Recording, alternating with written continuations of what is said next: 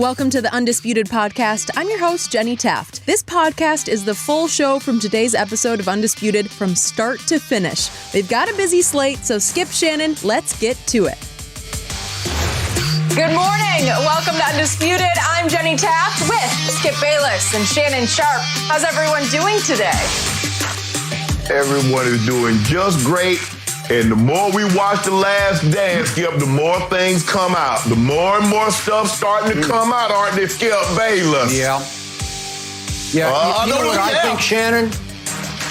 I think I have become the modern-day Robin Hood. I rob from the rich, from Shannon Sharp, way up in his palatial estate up in Bel Air, and I give to the poor people who still believe LeBron is the GOAT. He is. After The Last Dance, when it's all said and done, they're going like, yeah, he the GOAT. I can't deal with that attitude.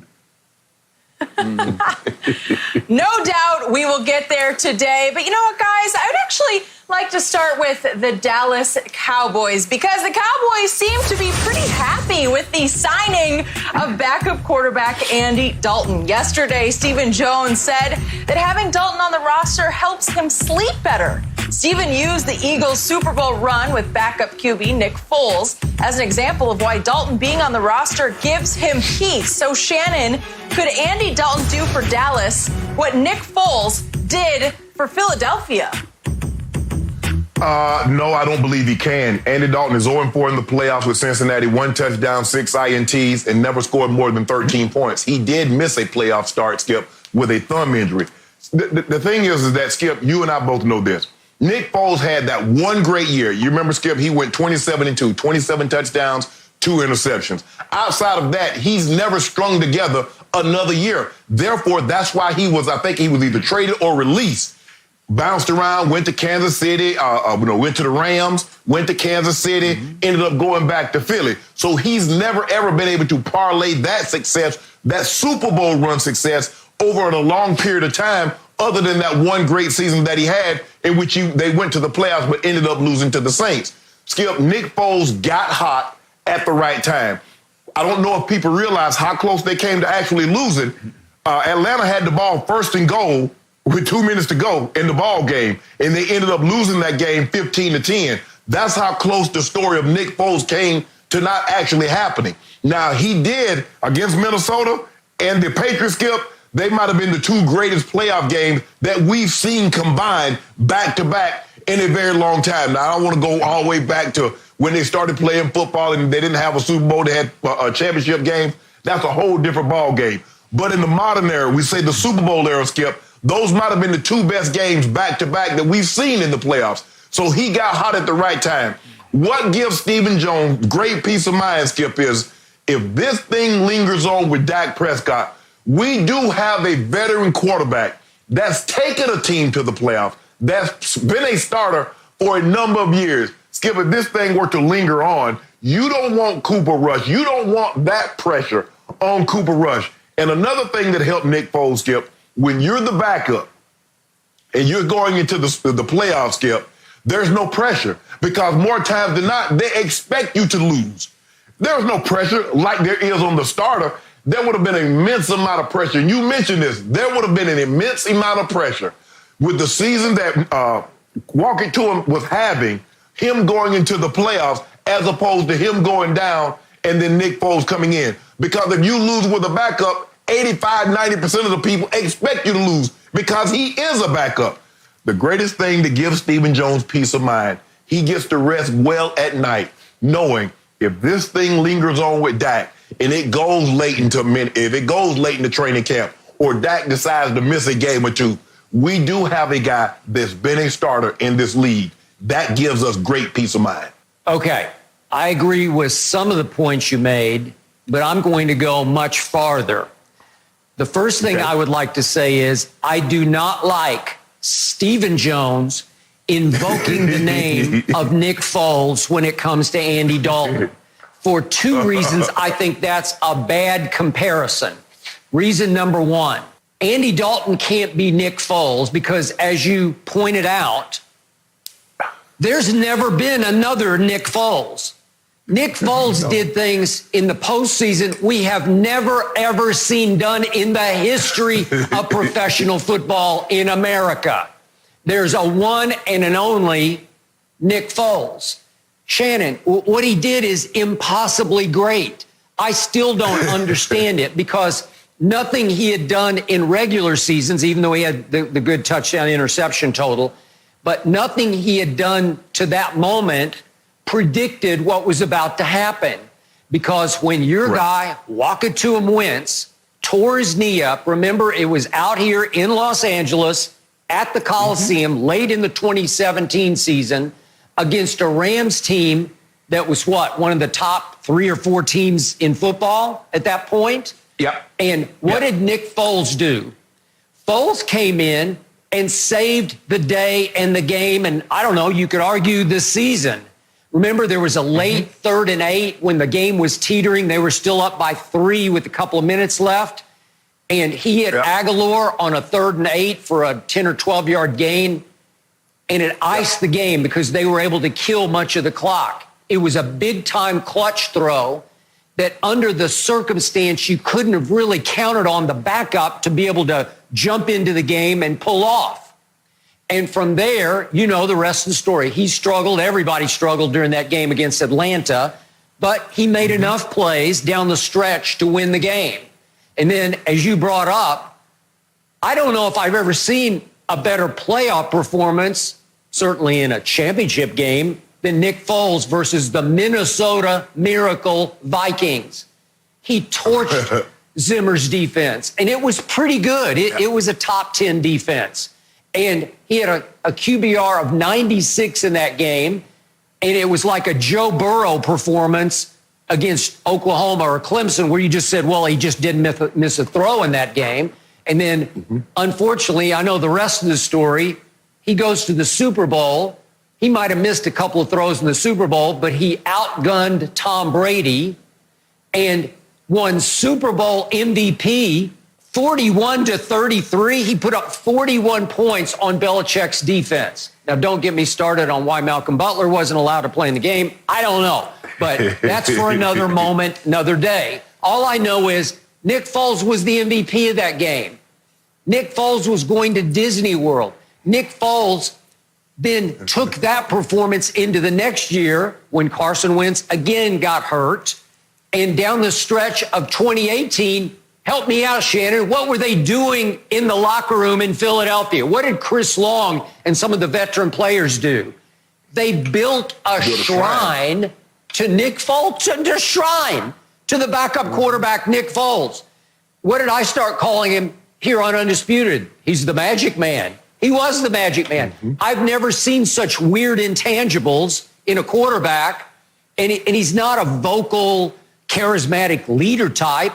It's just that his intangibles are the bigger the moment, the better he plays. I don't know. I've never seen that happen before. And what did he do? He goes to Chicago against the top 5 defense at that point, 2018, and he beats them. It took the crossbar field goal. A double doink field goal missed. Yeah, double doink, But he beat him, and he played very well in that game. And then what did he do? He goes to New Orleans, Nick Foles does, and he outplayed Drew Brees and had them on the run and on the ropes, and he hits Alshon right in the chest with the ball on what looked like the last-ditch, maybe game-winning drive, and Alshon muffs it up into an interception that ended the game. But Nick Foles looked like he was going to pull off a Nick Foles again, okay?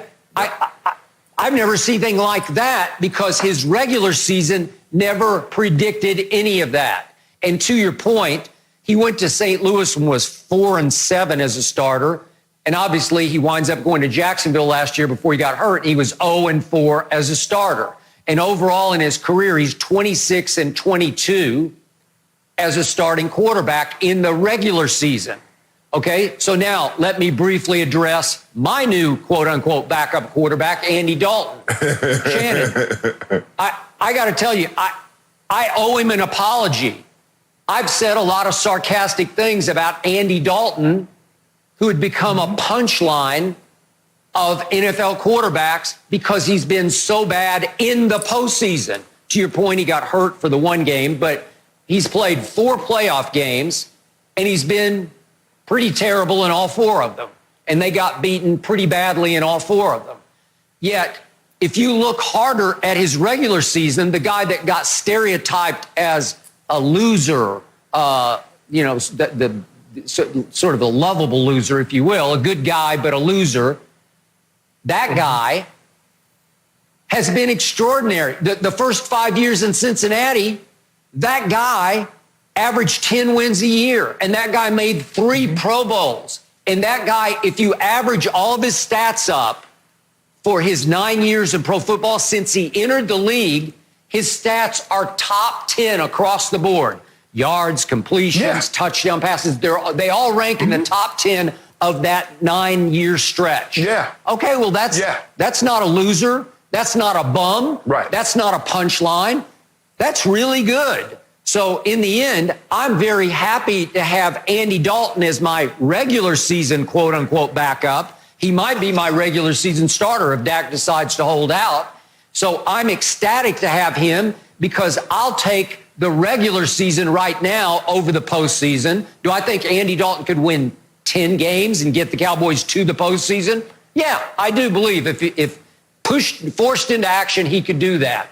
Stephen Jones believes that. Well, then we'd let the chips fall in the postseason and we'd see what happened. Maybe he could right the wrong of his 0-4 postseason record. Skip, the thing is with me, I can make a very compelling case that Andy Dalton has been a better quarterback in the regular season than Nick Foles. And I can make that over a long period of time. It's not like we have a very small sample size. We're looking at a guy that's been a starter since he set foot into the NFL. As you mentioned, he did win 50 games in his first 5 years. He did go to 3 Pro Bowls. Outside of that one great season, which was, I think, the second, because Brady ended up having a 28-2. That's the second greatest touchdown to interception season we've ever seen. It's 27-2. Outside of that, Nick Foles has been nothing. Yeah. He give you and what made this Skip? I think what made the Super Bowl run so seemingly magical is that he gave you no indication that he could ever do that. Outside of that one season, you were like, what happened? It's like he dropped off a cliff, like the guy forgot how to play football. Maybe it was the system in Chip Kelly, because hell, nobody looked like they could play quarterback in that system outside of those quarterbacks that he had at the University of Oregon. He took that to UCLA, and I'm still waiting on them to win some meaningful games. So he gave you no indication that this playoff run was even possible. So, and when he put it together, you're like, huh? And it had people thinking, well, maybe he's turned the corner. Skip, people were calling the Eagles, hey, we'll give you a first rounder for Nick Foles. What would it take for us to get Nick Foles? And then all of a sudden he gets an opportunity, and now he's in Chicago because Gardner Minshew ended up beating him out for the starting job. I just think the thing is, Skip, Stephen, you don't need to talk about this. Okay, you got a nice backup quarterback. Skip, we've seen backup quarterbacks win. You remember Jeff Hostetler stepped in for Phil Simms, the 90s Giants. And we know what Tom Brady did and what but none of them played. Both of those teams were running teams and relied on their defense. Minnesota, Skip, had the first or second best third down defense in the history of the NFL. And he shredded them. Shredded them. Okay. So, in the end, help me out here. How lucky were the Eagles that you love, that you root for? Obviously, it's because of Carson Walk-It-To-Him-Wentz. But help me out. I hate the Philadelphia Eagles. How lucky were they that this guy drops out of the sky with no indication this was coming and played some of the greatest postseason quarterback we've ever seen. And he was actually doing it again the next year. When has ever there been a shrine built to a backup quarterback in a locker room? Never. How about never? How lucky, how fortunate, how blessed by the injury gods were the Philadelphia Eagles. I don't think Carson Wentz could have done that. Again, he's had stretches of being pretty good. I'm still not sold on Carson Wentz, but I can't argue with what Nick Foles did because it's insane what he did. And I still can't get over the fact that the Eagles won the Super Bowl because of Nick Foles, who, as you were quick to point out last year, was a disaster in Jacksonville. Maybe he'll turn it around in Chicago, Maybe he'll be the starting quarterback. Maybe he'll right the wrongs of his regular season. But all I know is no one's ever come out of the blue and done what Nick Foles did actually twice in the postseason. And the Eagles were so lucky to have him. I think they're looking for Jalen Hurts to turn into sort of their Nick Foles. And again, it just tears my stomach up to even think about what they're going to do to Jalen Hurts. He deserves a shot to be a starting quarterback. Jalen Hurts will be a better regular season starting quarterback than Nick Foles ever thought about being to me. Now, can Jalen do that in the postseason? Well, again, who can? Nobody's ever done that in the postseason. But the Eagles got a gift from the NFL gods with Nick Foles, especially for the 2017 playoff run. Skip, you said, look, I want to use the term fortunate. They got very fortunate that they got a couple of bounces here and there. And Skip, I'm sure we're going to mention this again during the season. But I believe the Shrine says more about what Carson Wentz isn't, as opposed to, say, the Shrine for Nick Foles. We'll get into that, I'm sure, at some point in time during the season. But for me, Skip, until Andy Dalton's give you some indication, he's giving you no indication, Skip, that he can win a playoff game. Because he hadn't even been close. He hadn't been close. Hadn't been close. And so that being said, go ahead, Skip. Oh, that's all right. They went to Houston twice, and he stunk it up. And then he stunk it up even worse at home against then the San Diego Chargers. And then they went to Indy. Right. And he played a little bit better. He played his best playoff game, but they still lost 26-20. He played okay in that game with a QBR of 40. But still, the four-game composite, it's a grand total QBR of across the board average 25 on scale of 0 to 100. Yeah. So he's been what everybody says Andy Dalton is, a bum, a loser. He's been that in the postseason. I can't take that away.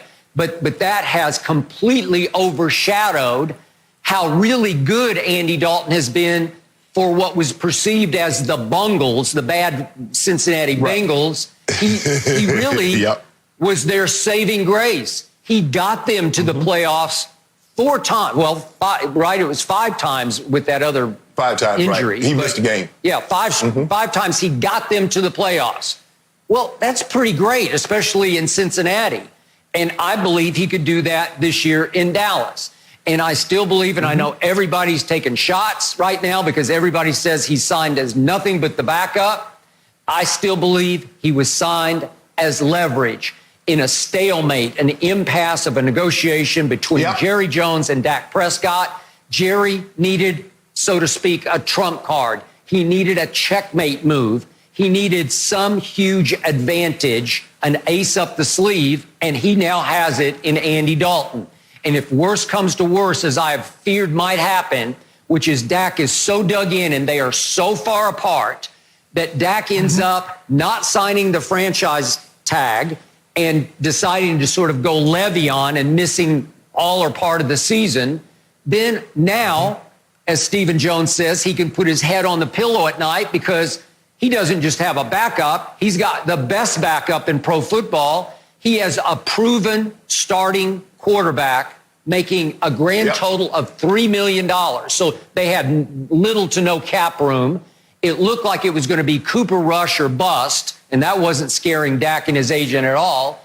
And now Dak and his agent have to sit back and think, So if Jerry threatens to be able to play Andy Dalton, that'll work. They will hear that threat. Skip, look, I know there's a lot of people out there that purchase cars or a vehicle or something. You get the best deal if that dealer knows that you can go somewhere else and get that same car at a lower price. And then they're going to be willing to work with you. As long as he doesn't think you're going, or he or she doesn't think you're going to walk out that door and go get another deal, he's going to stick to his price because he's trying to get as big a commission as he possibly can. But when I say, well, I just came from such and such, and they say they will give me this, and they're going to do the maintenance for the first 3 to 4 years for free. And you trying to charge me this, and I'm still going to have to pay for maintenance? Nah, I'm good, bro. I'm going to go over here. Well, sit down, Mr. Sharp. This is what we'll be willing to do for you. And I believe that's what Jerry Jones got Andy Dalton. Okay, this is what I told you now. You want to finagle and want to haggle over this. You want 4 years. I told you I'd do 5. You want a number here. Okay, Now, this is what I got. Take it or leave it. That's what Skip, I believe we're going to come to a situation where we're going to come in what we call a drop-dead date. At some point in time, Skip, because you and I know, we're going to talk about this later, Skip, they're going to release the schedule of the upcoming season. You and I both believe they're going to play these games. At some point in time, Skip, there's going to come a drop-dead date that we're going to have to do something. Either we're going to dance, or I'm going to find me another partner to dance with. One or two, something's got to give, because I'm not going to keep going around in circle with you, and we're not dancing. We're just moving right around, but nobody's dancing to the music. So somebody's going to have to do something sooner rather than later. I agree. And I also need to cross-examine. It sounded like you were speaking from experience about that car buying situation. It sounds like you just made a steal of a deal on yet another new car. And I know you got like an 8-car garage up there in Bel Air. No. You got all new cars. No, Skip. I don't know. You can't even drive them now. But what I tried to do, Skip, it was a Mercedes dealership, two Mercedes dealership. And I was trying to pit one against the other. Unbeknownst to me, the sister owns one, the brother owns the other. So I'm going there, and they just call it back and forth. Well, he's going to come to you, give him the same thing. So I ended up having to go out of the state. Okay, y'all do y'all thing. I'm going to come right on back over here, go right up to South Carolina, and I'm going to get the deal that I want. I'm not even fooling with y'all. So do it how you want to do it. Okay. But yeah, Skip, Jerry's giving Dak an offer. And Dak doesn't want to dance, so he's like, okay, well, I'll pit Andy Dalton against you. Here's a guy that's 9 years in the league, has won playoff games. hadn't won a playoff game, but gone to the playoffs 4 times. Okay, Dak, what you gonna do, bro? What are you gonna do, Dak? Dak says, I'm gonna stand All right, guys. No mercy. Hey, Undisputed listeners, time for some exciting news. Fox Sports Digital, the team that produces this podcast, has been nominated for a Webby Award for our coverage of the 2019 FIFA Women's World Cup in Paris. I was there covering the U.S. women's national team's incredible run as repeat champs. C'était vraiment incroyable. It was truly such an amazing opportunity and experience. So many stories I was lucky enough to help tell. If you enjoyed our work, we'd love it if you could visit vote.webbyawards.com. That's vote.webbyawards.com to support our entries. Fox Sports was nominated for Best Overall Social Coverage for our nightly show, Fox Sports World Cup Now, and for a digital feature we produced on Brandi Chastain, who looks back 20 years later on her famous PK that won the 1999 Women's World Cup. Thanks again, Undisputed listeners. We appreciate your voting consideration. And now, back to the show. No mercy. Brett Favre is repaying over $1 million that he received for speeches and appearances that were never made. An audit showed that a nonprofit group, the Mississippi Community Education Center, initially paid Favre the money.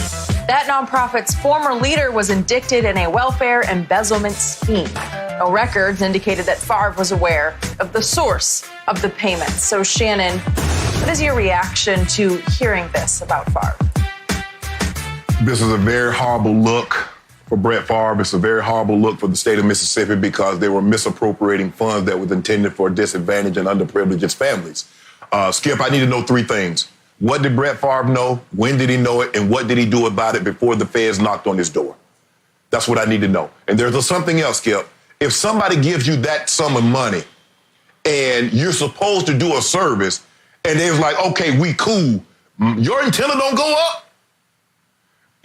Skip, it was reported that Michael Jordan turned out a $100 million appearance. Said all he needed, David Falk was explaining, it was about 2 hours. They were going to need to use his likeness and image. And so for me, and he never divulged the details. But obviously, when you're doing something like that, Michael's like $100 million. That's a lot of money. What's going on behind the crooks of it? That's me, Skip. If somebody offers me that sum of money to give for an appearance or make speeches, and I'm like, nah, I'm not doing it. And they still pay me the money, Skip, what's up? What's really going on? That's how I think now, Skip. Now, maybe everybody's like, well, hey, somebody gonna give me money. But, Skip, there's nothing free. The only thing free is salvation. And televangelists charge for that. So you think somebody gonna give you $1.1 million, Skip, and you ain't gotta do nothing. Skip, you ain't gotta give no speeches. You ain't gotta punch no clock. You ain't gotta give no appearance. Just nothing. Just give you 1.1. Where they do that at? You and I in the wrong line of work, Skip, if somebody paying for you to do absolutely nothing. I mean, we are kind of stealing those, Skip. Truth be told, Skip, we kind of stealing on the low, because we both doing stuff that we really like. So, I mean, truth be told, we kind of got it good. I ain't gonna even lie. I can't even tell nobody no lie. This is not Brett Favre-ish, but it kind of like that. But we are doing what we said we were going to do. But Skip, this is a horrible look. Now, he's doing the right thing by paying it back. Now, maybe Skip, maybe the feds come to him and say, Mr. Favre, if you pay this money back, there will be no prosecution. We will go after the people that did this, and we'll leave you out of it. That might be the case, Skip. But this is a bad look for Brett Favre to be engulfed in something like this, because, Skip, for me, that's a lot of money. And even though Brett Favre has made a lot of money, when people give you things, I'm like, okay, what's the catch? What's the end game? You want something. Quid pro quo is what for what? 1.1 billion, Skip. You normally getting something out of the deal, or you giving something. Last I checked. I cannot agree with you more. My biggest takeaway is this is such a bad look for a Hall of Fame quarterback. Yes. A quarterback many consider a top 5 quarterback. A quarterback who, Shannon, you know and I know, he could speak every night if he wanted to, and people would pay him a lot of money to speak, but he would actually have to go, arrive, dressed, speak. You'd actually have to go through the night and execute a speech that by word of mouth was good enough and funny enough and enlightening enough that other groups would want you to come and speak to them and take their Q&A session, questions, whatever.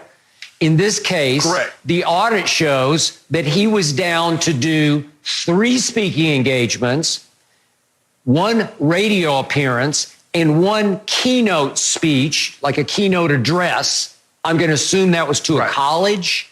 Not sure. Right. But that's at least 5 commitments that he made, quote unquote, before he accepted that, you're going to pay me in 2 payments. And that was in December of 2017, $500,000. And then the next June, 2018, $600,000. And you're right, Shannon.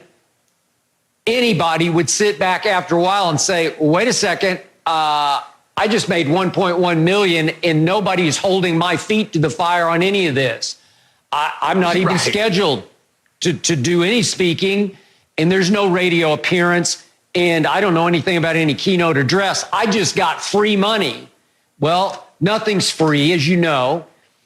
It sounds like sort of that good old boy network is alive and well, at least in the state of Mississippi, because it sounds like Brett Favre must have had maybe a buddy up in the power structure somewhere who said, hey, we got money. We got free money here. You want me to give it to you?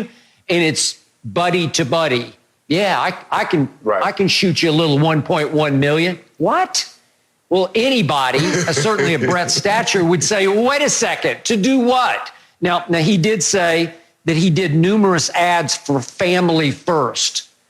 Well, I'm not sure Family First is under the same umbrella of what he was supposed to be doing the speaking engagements for. So I'm unclear about that. And to Brett's credit, he said he's given millions of dollars through his charity, which is called Favre for Hope, to underprivileged kids in the state of Mississippi and the state of Wisconsin, where he obviously played at Green Bay. So I don't doubt that one bit. Go ahead. Skip, that's 2 different things. You don't say, well, because I've helped people, I get to take money that I didn't earn. Skip, that doesn't work like that. I can't say I've had a foundation and I've helped so many people before. So therefore, if I steal something, it should be covered because of the good deed that I've done before. That's not how it works.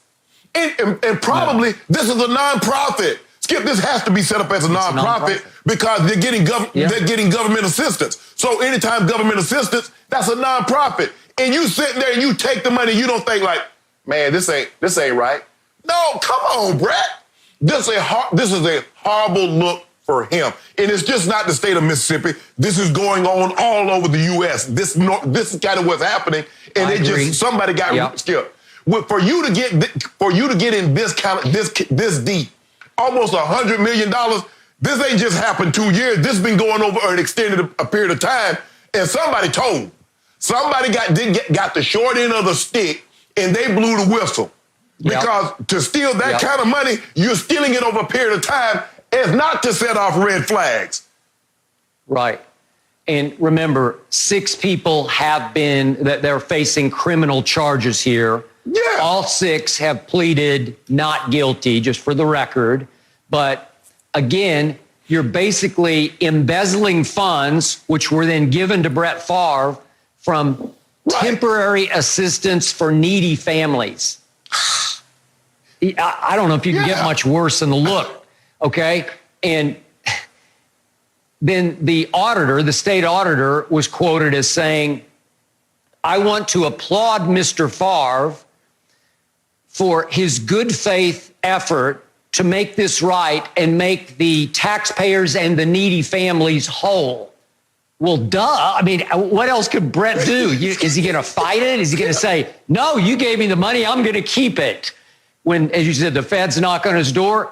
No, he's going to say, whoa, this is awful. I look terrible. I will give back all the money. Well, obviously, we would agree, and maybe there's some things we don't know about this, but you and I agree, he shouldn't have taken the money in the first place, or at least he should have given it back a long time ago when he realized it was for nothing, that he didn't have to do anything for the money. And anytime that happens in life, as you point out, Shannon, something is wrong. Skip, I'm never applauding anybody for doing the right thing. And Skip, here's the argument for Brett. If Brett had done that radio appearance, if he had given that keynote, had made those 3 appearances, the feds knock on my door and say, I don't know what y'all want me to do. I didn't know the money was stolen. Yeah. I provided a service. That's fine. They paid me for said service. Go after them. But I'm keeping this money.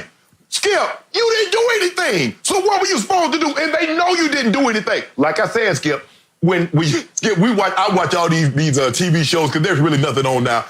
Normally, it's a friend or a family member that gets upset that goes and tells the po-po what really transpired. Somebody got the short end. Somebody was supposed to get $500,000 or $1 million, and they got shorted. And so instead of keeping it going and still a little bit at a time, they say, no, we're going to blow the whole thing up. But I can't. Oh, the guy said, well, Brett is doing the right thing. He's making these families whole. He shorted them. He should make them whole. He didn't do what he didn't hold up his end of the obligation, Skip. Okay, and yet, again, for the record, Brett Favre faces no criminal charges here. These are misappropriated funds that were given to him, but he didn't initially misappropriate the funds. So he didn't commit the criminal act. He just did the wrong thing in taking money for nothing. I think we both agree with that. Skip, that's just like we see these promoters all the time. They give these entertainers said amount of money, or they give these actors said amount of money, and they don't fulfill the obligation of the contract. They go sue them. Brett didn't think anything like, wow, I'm supposed to give him a radio appearance. I didn't do that and still got the money. I didn't show up. I still got the money. I gave no keynote. I still got the money. Man, people giving out $1.1 million? What do they do? I want to know. But I'm not, for a nonprofit, my antenna's going to go up and like, man, that's a lot of money from a nonprofit. They ain't got money like that, Skip, because they need government assistance. So that's government money. Now, if it's $25,000 of that, well, okay, we can pay you $25,000 and come. Okay, I get that. Skip, that's a lot of money. Look, public speaking pays handsomely. Brett Favre is very accomplished.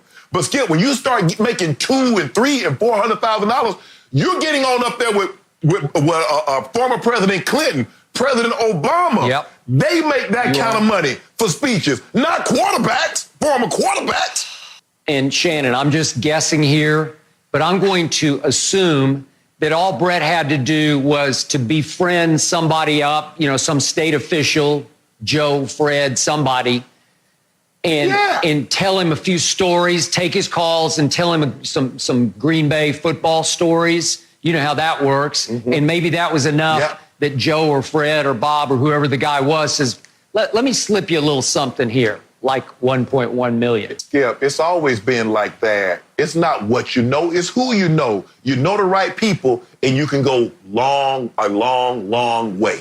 Okay. All right, we're going to leave it there for now, guys. No mercy.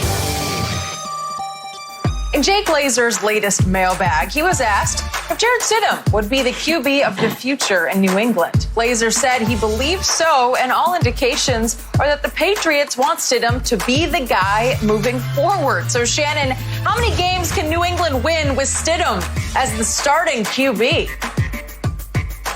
Skip, I still believe they can win something around 9 games, maybe 10 if they get a lucky bounce here or there. Clearly, Skip.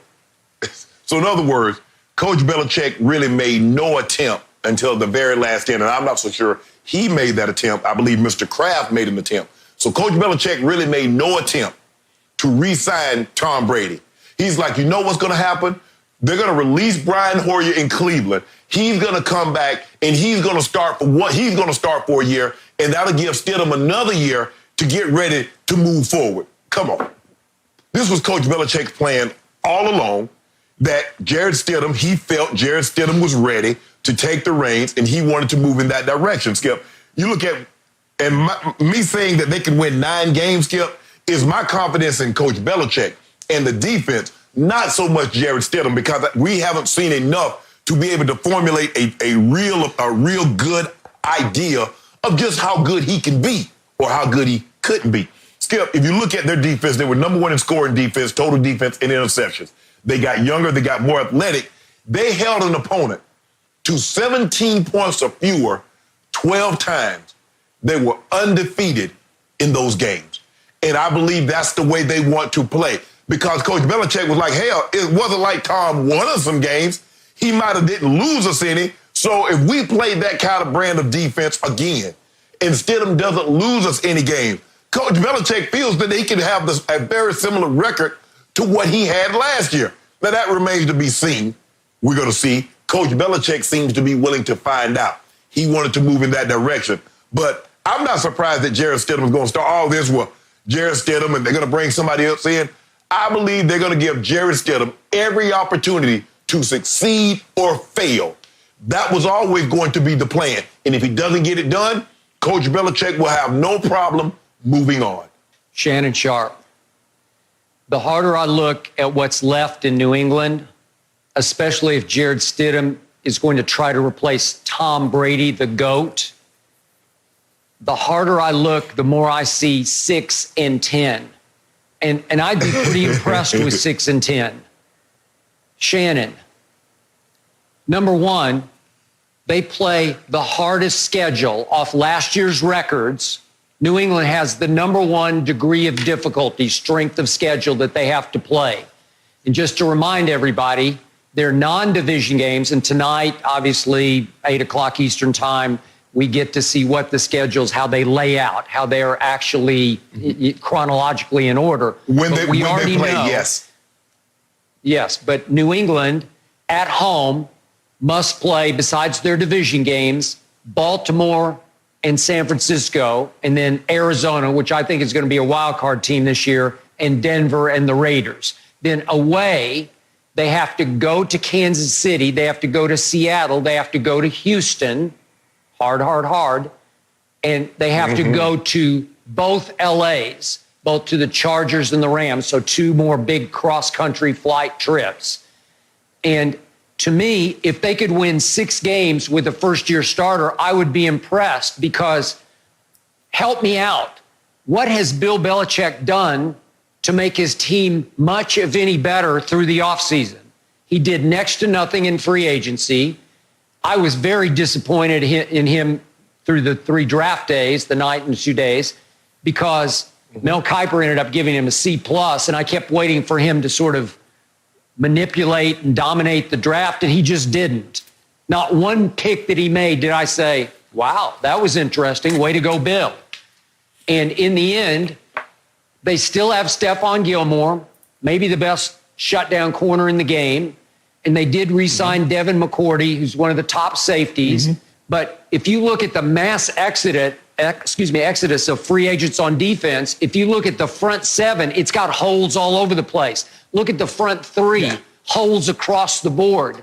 I don't get it. That defense cannot be quite as good as it was last year.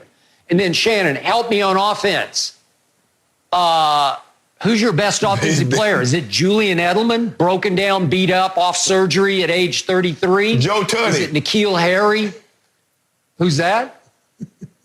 Joe Tunney, the guy they franchised. Oh, yeah, they franchised tag. Remember they franchised. Right. Okay, so your guard. Yeah, Tooney. Yeah, he's your best offensive player. I'll give you that. Will N'Keal Harry suddenly turn into a first-round draft pick? Well, he didn't down the stretch last year. He played the last 8 games. And will Sony Michel ever get out of Belichick's doghouse? Because that's where he stayed most of last year. And it brings me to, is James White your best offensive player? Maybe. I don't know. He's 28 years old. He's had a great run. Is he the guy? Maybe he is. Because you didn't land a tight end. You had the worst production from your tight end unit in pro football last year, and I just don't see that you made it any better.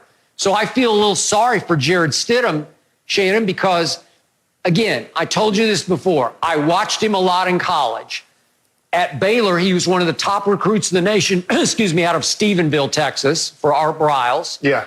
And as a true freshman, he played a lot, and I watched a number of those games, some hits and some misses. Not bad. Then there was the scandal, transferred, played at McLennan Junior College. Then he went to Auburn. His first year at Auburn was really good. So if he's that guy, you got me. And he was the SEC newcomer of the year. He was second-team all-SEC quarterback. And they beat Alabama and they beat Georgia. And they were good. He was very good that year. Then his second year at Auburn, which was his last year, he just lost it. He lost his confidence. He often lost his poise. He lost his way. He lost his accuracy. I couldn't recognize him anymore. And under fire, he got antsy and jittery and flighty. And that's why he fell to the 4th round. So clearly, Bill Belichick is trying to say, look what I got. Another diamond in the rough. I got my next Tom Brady later in the draft. Yep. So Belichick's saying, I don't want Jordan Love. There's too much hype and hoopla. I don't want Cam Newton. I guess he didn't want Andy Dalton. I don't know. Did he try for Andy Dalton and fail? I don't know. But it appears that he's content with Jared Stidham, who's played next to nothing, threw 1 pick six to Jamal Adams in garbage time last year. He got yanked. I can't believe that if they were a loaded football team and you were telling me, well, Jared Stidham's just going to ease right in and become a game manager for a very good team, you got me. I don't see a very good team. He's obviously a very good coach, but is he a miracle worker? You're going to have to work miracles. You're right. He is positioned. This is why Fox Bet has him as the number 1 choice to be the coach of the year, because, if you make the playoffs with this, you're going to be the coach of the year. No doubt about it. But I'm looking at 6-10 more than 10-6. Skip, now Stidham has raw tools, Skip. He was a 5-star recruit. Remember, Skip, he originally committed to Texas Tech. He goes to the game. Pat, my homeboy, throws for 600 yards and 6 touchdowns. He decommit. I ain't got no chance of playing there. So that's kind of how that happened, Skip. Kind of like what I did with Ben Coates. I was like, bro, if you want to play next year, don't come here. I'm moving to tight end. You can't beat me out. But Skip, when I look at him and you look at Coach Belichick and what he's doing, do we believe that the AFC East are viable threats now? I know that Buffalo's Stephon Diggs and they got a little better, but are we really trusting the quarterback? Are we really going to trust Fitzpatrick? Do we really believe in Brian Flores? Because I'm basing the love that I've been giving the Patriots is because of Coach Belichick. Because I agree with everything you say. They ain't got nobody to write home about an offense like, man, hey, we got to take this guy away, or we got to double that guy, or that running back, he can light us up. There ain't none of that. The defense, we got a slide protection here. We got to block Lawrence guy, or we got to slide the protection over there and take that guy away. Vinovich. If there's none of that, they got Stephon Diggs. Now, he's the one guy, like, okay, but I'm going to pick on the other guys. They picked up the option of Devin's brother, Jason McCourty. But like you said, they lost Harmon. They lost a lot. So it's going to be very interesting. And the only reason I say, Skip, they can win 9 games is because I believe in Coach Belichick. That's it. Because it's not because they loaded with talent that I'm picking them to win 9 games. Shannon, Buffalo is better than New England. I believe Buffalo will win the division. The Dolphins on paper, just on paper right now, because Jared Stidham is the quarterback, the Dolphins are better across the board than the Patriots. To me, they're deeper, they're more talented, they had a much better draft. Now, can they, remember, they were coming alive under Ryan Fitzpatrick. They did beat the Eagles late, and then they went up to Foxborough, and Ryan Fitzpatrick drove it 80 yards in the last 2 minutes to beat Belichick's defense and knock him out of the 2 seed. So they're bringing some momentum into this year. I don't know whether Tua is going to play or not, but either way, if Tua is who you say he is, they'll be great. If Ryan Fitzpatrick can continue to build off what he did last year, you always say he's up and then he's down. He's up and he's down. Just when you expect him to be up, he's down. But the point is that team has momentum, and Brian Flores is really good at what he does, a chip off the old block. So to me, they could be better than New England. I don't think the Jets are better than New England, but again, it's starting to feel like on paper, the New England Patriots are the 3rd best team in that division. So Belichick did exactly what Belichick wanted to do. He set himself up to be coach of the year. And if he can pull this off, power to him. You will be the coach of the year. I just can't see it. Skip, when you look at the Patriots, even last year, Skip, they only had 2 players that was better than anybody on Buffalo. That was the quarterback and Stephon Gilmore. You look at Buffalo talent for talent, offensive line, running back. You look at the defense, skill player. They had 2 players. That's it. So the question is, Allen is going to have to outplay Stidham because I still believe Coach Belichick's defense will be good. Now, Skip, normally we don't see defenses that be good one year, be better the next year. Only the 86 Bears statistically was better than the 85 Bears. But when you look at the 2000 Ravens, the 2001 Ravens weren't as good. If you look at the 02 Bucks and how transcendent their defense was, the 03 Bucks weren't as good. So it's going to be interesting to see, can they be somewhat close to what they were? Because, Skip, remember, Minnesota's defense, after that transcendent year that they got to the NFC Championship game, wasn't even close to what they were the next year. So it's going to be very interesting. Coach Belichick believes that he can be, but I don't believe so. And final point, Shannon, down the stretch last year, that historically great path that the New England defense was on, it went right over the cliff. Because after that Sunday night game at Lamar, when they got torched, they really started to wobble and struggle, and one wheel came off and maybe 2 wheels came off down the stretch. So I don't know that they're going to carry any momentum into next year either. Yeah, Skip, but you remember I said it, Skip. I said, Skip, I don't see transcendent. I see a team that's playing bad quarterbacks, and when they play someone that's competent at that position, they're going to be in trouble because you can't play that much man coverage and get away with it. And soon they ran into, as you mentioned, Lamar Jackson and Pat Mahomes, and things just started spinning out of control from there. No mercy. So a list of the top sneakers in NBA history was released, and many iconic shoes made the list, but it was the Air Jordans who stole the show. At number 2 were the classic Air Jordan 1s. The best ranked sneakers of all time were the Air Jordan 11s. And let me just say before I ask my question, both of you guys take your shoe game very seriously. Shannon, I've seen you post videos of your crazy shoe closet. So Shannon, yes, I'll ask you first. Do you agree with this list? Well, first of all, I'm not surprised that Jordan tops the list, Skip, because Jordan made shoes fashionable. Before Jordan, Skip, basically you practice and play basketball in gym shoes, with the exception of the Chuck Taylors. Now, the Chuck Taylor, Skip, people used to wear starched jeans and button-down shirts, and that was the style. But Michael Jordan, that was the style. Michael Jordan made shoes fashionable. Now, the shoes, Skip, everybody knows about these are the Air Jordan 1s. Now, these are the frags. They're not the black and white colorway that first, but these are what they call the OGs. These were the first shoes that Michael Jordan wore. Now, he had 2 colorways, red, white, black, and he had red and black. Those were the ones that every time he wore, he got fined $5,000. Instead of stop wearing them, Nike paid the fine. But the shoe that everybody's talking about is what we call this would be a Jordan 11. This is the Concord, Skip. And what made this shoe so popular, it was the first shoe to have patent leather.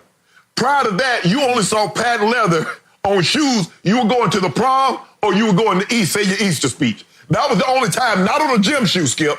And when the Concord came out, everybody lost their mind. But then something happened in March of 1996. It's indiscreet. This is also the 11, Skip. It's called the Bread. Michael Jordan wore this shoe exclusively in the playoffs, and it never changed, and the game was over. Once this shoe came, it's still the most popular shoe, Skip, and everything they do. Now, they've come out with the all gray, which the all gray, which is called the cool gray. They have the Space Jam in the 11. They have so many different, I forget so many different ones, Skip, and they do so many different colorways. So I'm not surprised that the 11 and the 1 dominated. Skip, you know, you can't see it, Skip, but you know the shoe that he won the 88 dunk contest in, the cement, were the whites. So I'm not surprised. I thought it would be the OG, Skip, because that's where it originally started, but I'm not surprised that the 11 is the most popular shoe because the 11 is unbelievable shoe. It's great comfort, and it's a banging shoe. The patent leather is what set it aside from all other shoes, Skip, because the 11, Skip, is all patent leather. Be it cool gray, be it the Concords, be it the Space Jam, it didn't matter. It was patent leather, and that's what set it aside from all other shoes. Gotcha. So when I saw this list, before I opened it, I tried to guess what's number 1, and I'm with you. I thought 1 would be the ones, would be the original, the OGs. It just got to be the shoes, money, right? It just got to be that one. Right. And yet, when I saw it was the 11, I thought about it. And the more I thought about it, the more I liked it because the truth was, if you look hard at Jordan's legacy, he had his greatest year in that shoe. That year, they went 72-10. That year, he won the regular season MVP.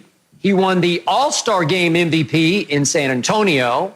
He won the Finals MVP as they beat Gary Payton's Sonics in 6 games. He won the scoring title again, one of 10 times. And he was first team all defense. And on top of that, it's the Space Jam sneaker. So I don't know.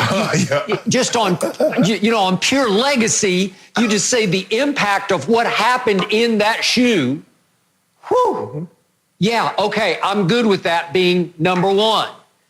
And by the way, the Concords were always my favorite. And the reason, Shannon, you brought it up, the patent leather, I always called them my tuxedo sneakers because those are the ones that they're my favorites to wear on Undisputed, low tops or high tops, because they can dress you up. You can wear it with a suit, and it just looks like they're made for a suit. So you can go casual or you can go formal, and they work. And it was the first sneaker I said, that works. However you want to use it, it works. Yes. So I love the choice. I second the emotion of the choice. But Shannon, 2 quick points.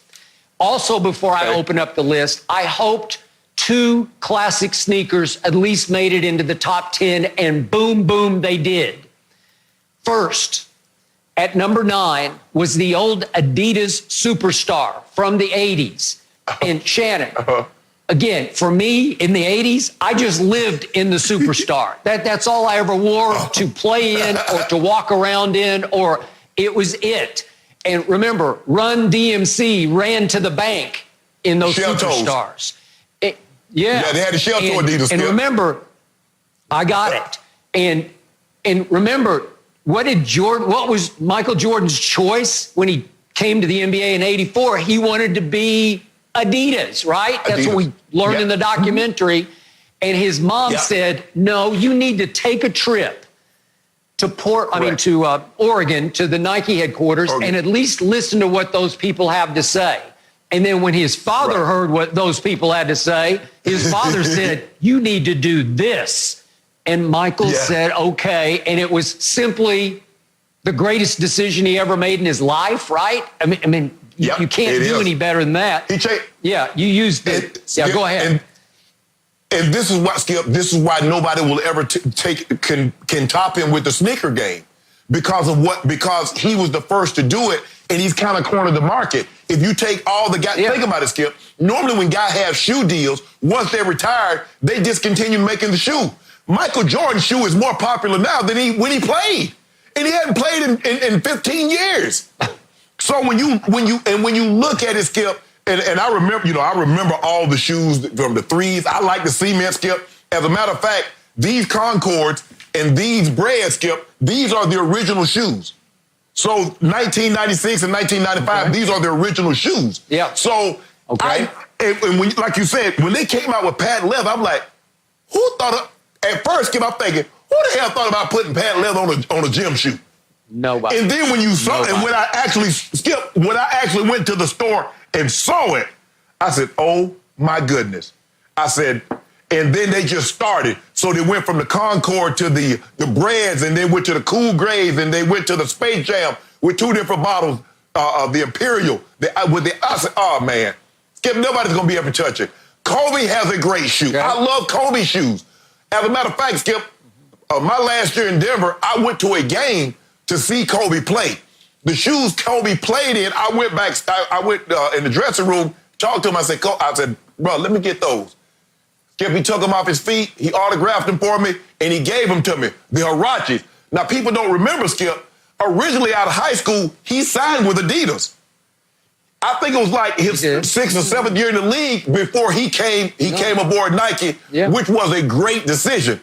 Skip, if you also remember, Michael Jordan in college, Dean Smith was a Cons guy, Converse. That's what he wore in college. But they were not going to make him bigger than Magic and Larry. Okay, that brings me to Converse and the second shoe that made it into the top 10, because to your point, at the time Michael came into the league, 84, Michael and Larry dominated the shoe game with those Converse weapons. Remember those?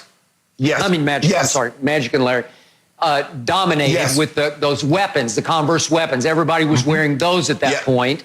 But the shoe I want to talk about that you mentioned was the shoe I literally grew up playing in, was the Chuck Taylor Converse All-Star. Now, in my day, they were always all white. And quick story, when I was a freshman in high school for the freshman team, everybody wore all white Converse, and we loved the black ones. And if you could get your hands on black ones, you were it at that point. And I went to the varsity basketball coach, who was a legend, named Don Van Poel. I went into his office before school one day on behalf of the freshman team, and I asked Coach Van Poel, could we wear black Chuck Taylors? And I got a one-word answer, no. And so that was the end of that deal. But I've always loved the black ones. Now everybody loves red ones and green ones and yellow ones. And they have endured, and they're selling just as well now as fashion footwear as they did back in the day as just purely basketball footwear. So way to go, and Converse All-Stars were number 5 on the list. Yeah. And of course, you know, I got to keep these things on too. These are the old Goat James 15s, the floors, you can't see them, Skip. Nice shoe. Real nice shoe. But Skip, if you really look at, Skip, go ahead. Wait, time out. I need to make one quick note here that ESPN also did a bottom 10 of all time.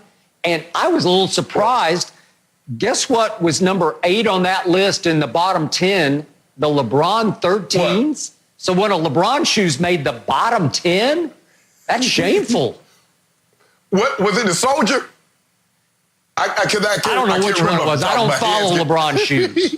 I don't know LeBron's shoes. I didn't even know he had a lot. Does he have his own signature shoe? I don't even know. He got 17. As a matter of fact, I'm wearing the Monstars right now. Skip, if you really look at it, if you look at probably the 10 of the most iconic shoes, really, Jordan probably, you could easily put Jordan, say Jordan has them all.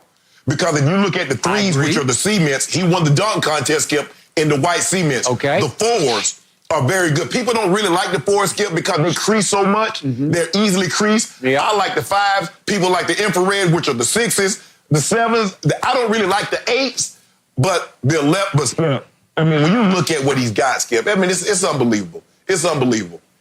Yeah, those are the black cements that he actually played in the game. But he won the dunk contest. Those are the twos. Now, Skip, I'm biased towards the twos. My mama waited in line in 1987 for 3 hours to spend $100 on those shoes. Those are my favorite because the memory, what it brings back and what my mom, waiting in line to get me those shoes and saying, boy, you better keep these shoes for 100 years because I ain't never waiting in line again and I'm never paying another $100 for a pair of gym shoes. That's what people, my mom called them, Skip. My grandmother called them gym shoes also.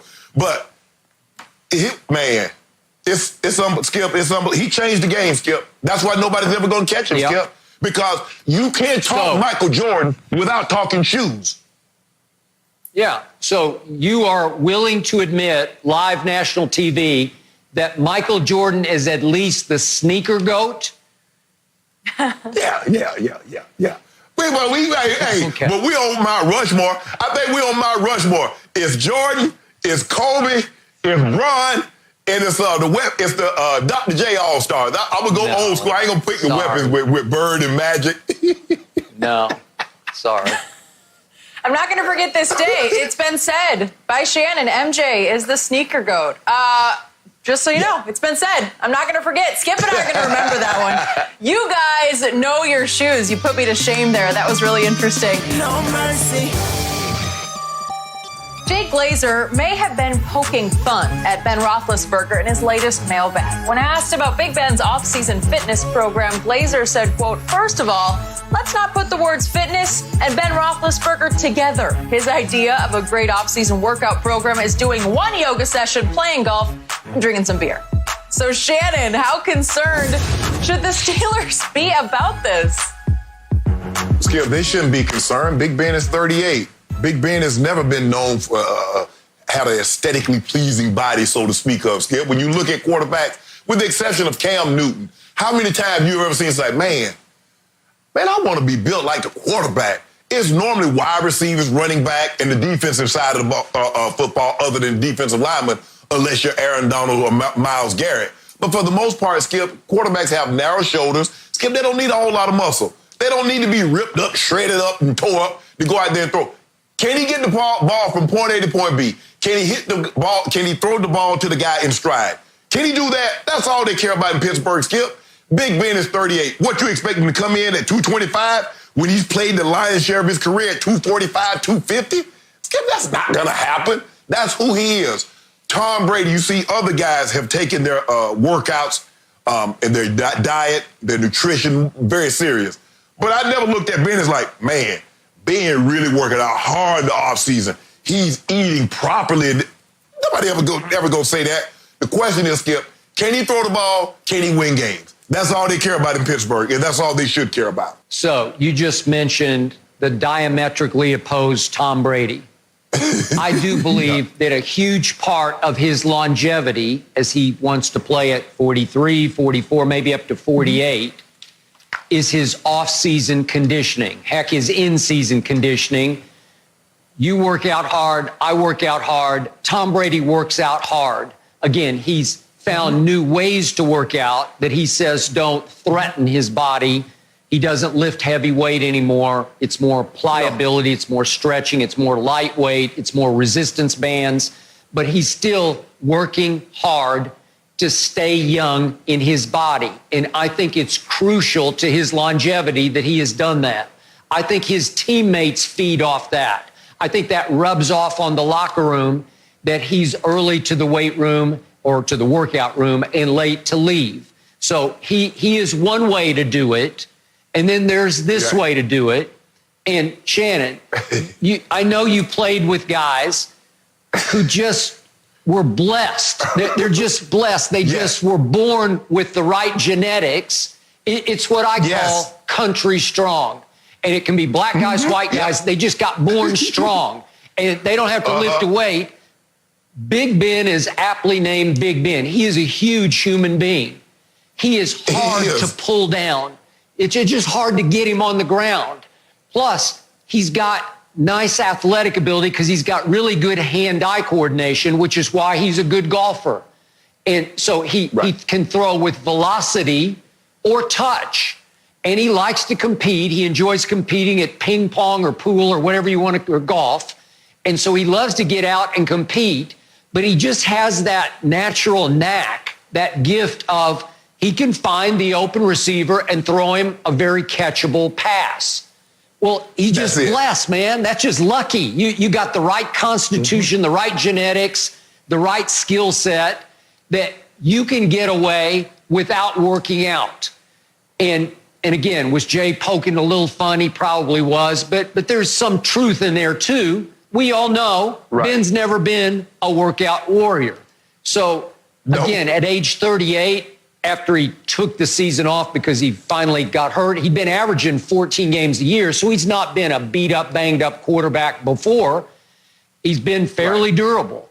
And yet, Shannon, at 38, do I expect them to have a good year and him to have a very good year? I do. I think he could be the comeback player of the year. I think they could win 10 games. I think their defense is very good. I think they could at least challenge or threaten the Ravens in that division. So if I'm the Steelers, I'm like, we're good. We don't need to push and prod him to work out harder in the offseason. Now, is he going to last into his 40s? Probably not. But again, at 38, I still think he's in shape enough, in Ben shape enough to be really good. Skip, if you look at guys that are really good at golf, you look at their fluid, they don't have a whole lot of muscle. I'm too muscle bound up top. Nope. So for me to get back and open up and swivel my hips, I'm tight. I'm tight like that. But you look at basketball players, you look at the quarterbacks, you look at baseball players, Skip, you look at hockey players, guys that doesn't have a whole lot of shoulder girth, that's fluid through this motion, Skip. Those are the guys that are good at golf. Well, you try to get a linebacker out there, Skip, and think he about to hit some balls. That ain't happening. It's not. The only skill in running backs, you look at running like Marcus Allen, they swing the golf clubs. Marshall Faulk is good at playing golf. But Skip, if you look at those guys up about it, I'm too muscle bound. So it ain't no sense in me wasting my time. And plus, I like working out. That's not what Ben likes doing. And Ben is like, I got 3 500-yard passing games. I've won 2 Super Bowls. I've been to a third. I've been to the Pro Bowl. I've won a number of divisions. I'm good. I'm going to keep this up. The same way Tom Brady's like, I like to eat the way I eat. I like to train the way I train. And look what it's been for me. I got all these touchdowns, all these yards, all these Super Bowls. I'm not changing. Skip, once a guy's had success doing things his way, regardless of what the training is, Skip, it's hard to get him out of that. Because athletes, Skip, they're very, Skip, they're very superstitious. Very. And if they find something that worked, whether it's wearing the same socks, the same jock, taking the same route to the stadium, guys will do that.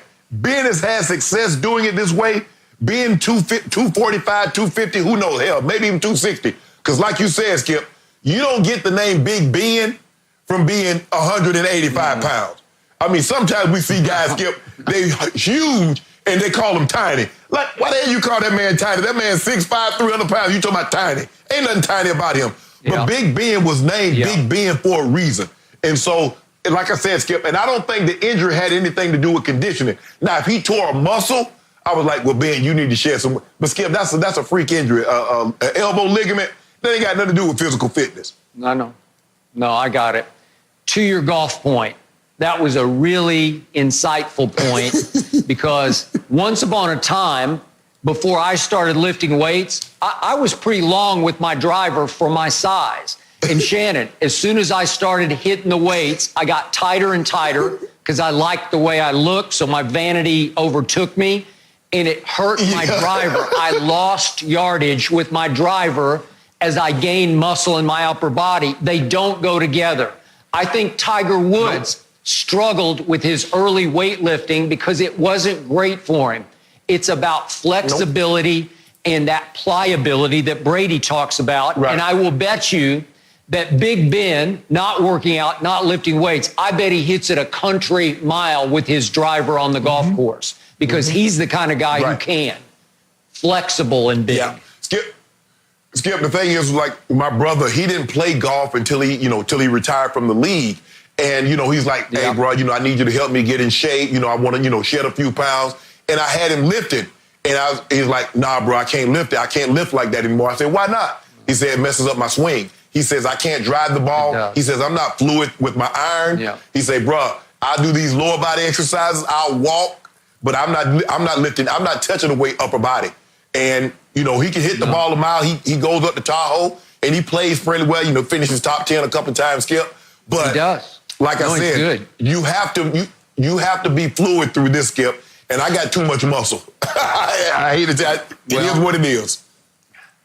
The one thing about Big Ben Roethlisberger, when he does retire, whenever that is, at age 40 or whenever it is, he's a candidate for weight gain because he's never really had to watch what he ate. Oh, absolutely. And because he didn't, he doesn't work out. Whoa, be careful, Mr. Roethlisberger, because as you go toward 50, you're going to start gaining weight because you've never had to work at anything to keep it off. You let football take it off of you or keep it off. Because here's the problem that they run into, and this is what most athletes, regardless of position, because I see cornerbacks that look like D linemen now, and I see running backs that look like offensive linemen now. The problem is, Skip, is that they keep the same eating habits, but they don't work out with the same intensity. Well, you can't do that. No. One or two things, and sometimes it's both. Skip, you got to work out harder and eat less, or you got to do both. That's it. You got to work out hard and eat less. You can't all of a sudden say, you know what, I'm going to eat whatever I want and just start working out like you did when you played. Okay, I see big things in your future, and I'm not talking about a job promotion. So you keep eating that. You keep eating that same way, Skip, and not working out and see what happens. You guys are way too healthy for me, just for the record. Just want both of you to know you take your health and fitness very seriously, and I should probably start as well. No mercy. During a recent radio interview, Sam Smith, former Chicago sports writer and author of The Jordan Rules, aired out more dirty laundry. Smith said several players told him that Michael Jordan would tell the flight attendants not to feed Horace Grant on postgame flights if he had a bad game. Shannon, how surprised are you to hear this? Jenny, he did not say flight attendant. He said stewardesses. I was gonna correct that and say that's what they called them back then. Thank you. They didn't call them flight attendant. Skip, you remember Michael Jordan said that Michael said he had a feeling that this documentary would have people to look at him in a negative light. And he was concerned about that. But Skip Bayless, you know me, you've been working with me for 4 years, and people have told you about me. I'd have whipped Mike's ass.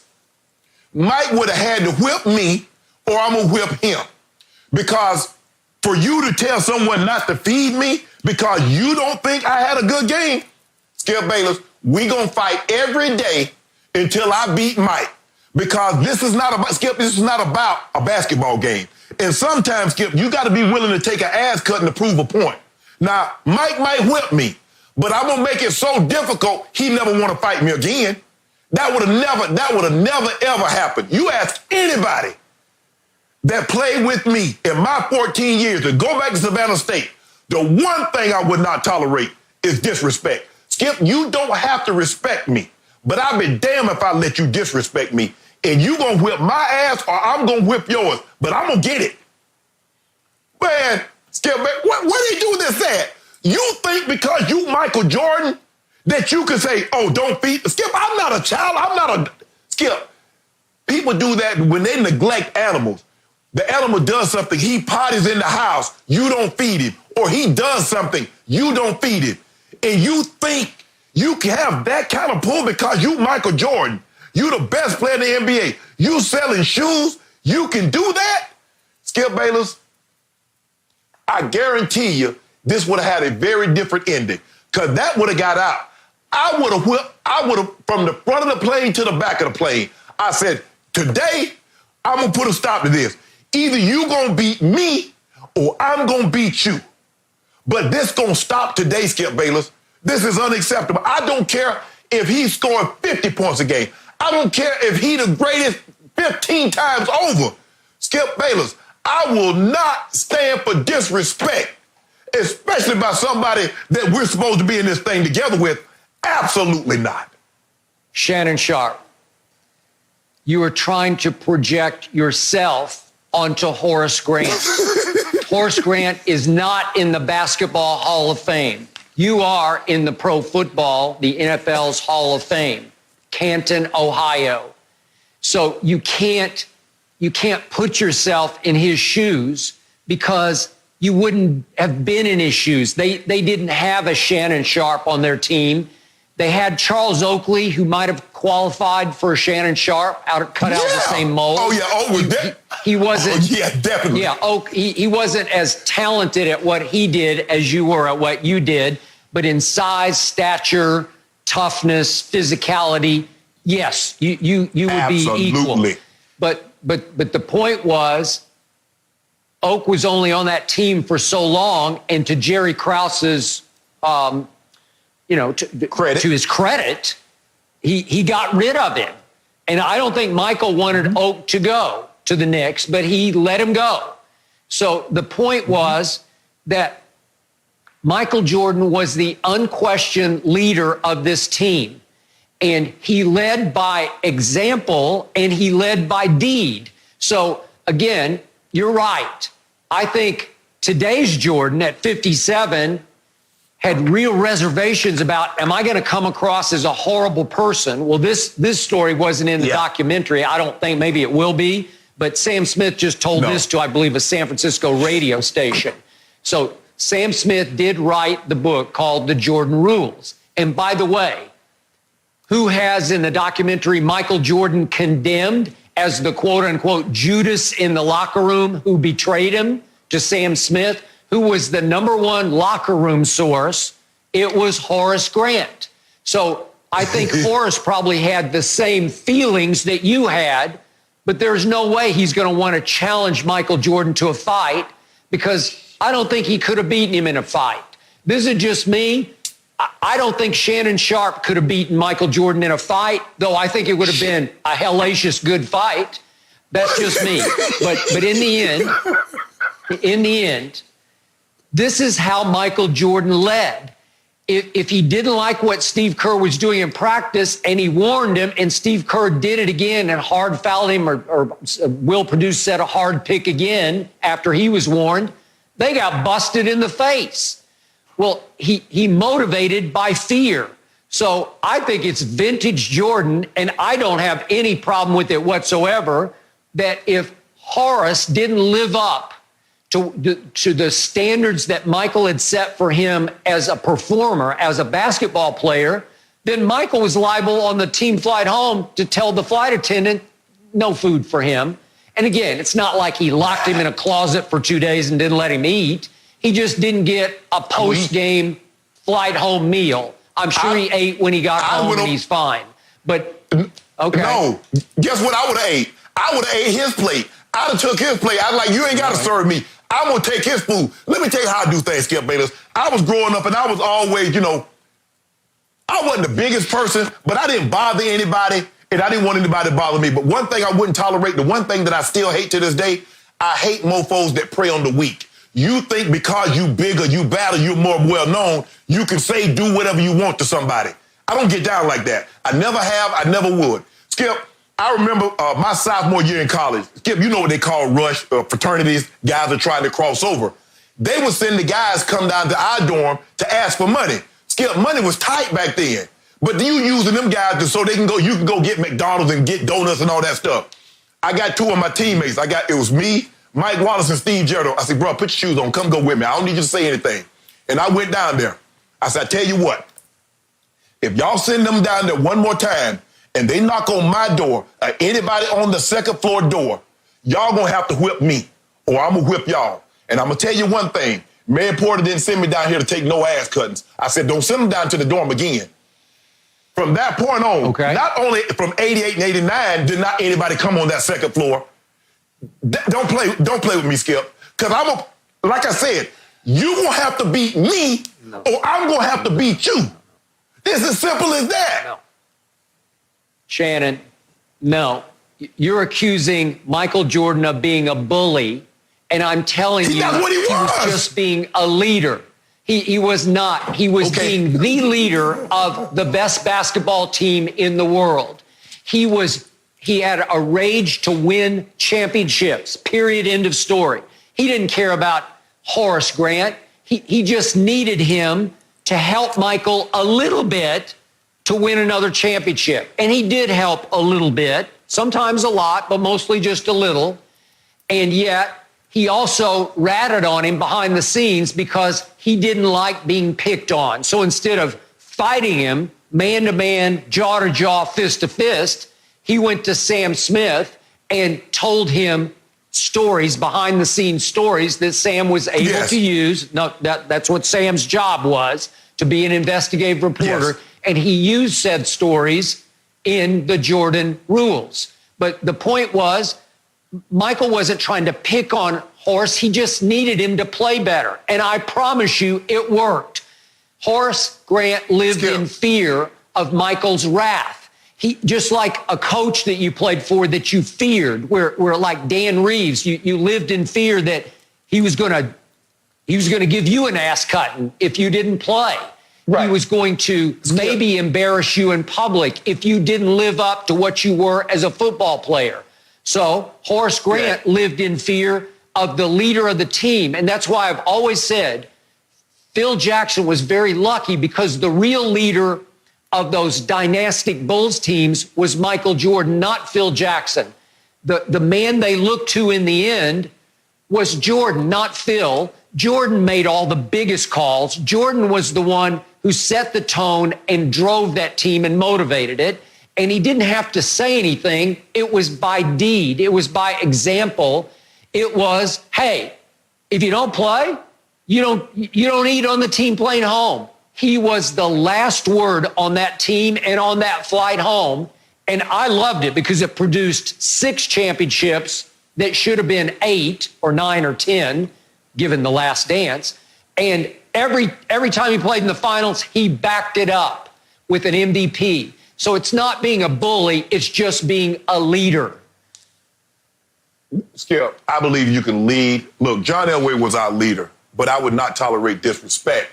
And I didn't want to let him down. So I made sure I dotted all my I's and crossed all my T's. I made sure I was prepared. I knew he was counting on me, and I wanted him to count on me. I wanted him to need and depend on me like the first and the 15th. But Skip, if you remember the movie A Few Good Men, Loudon and Downey thought they were doing a good job, but they were picking on Santiago.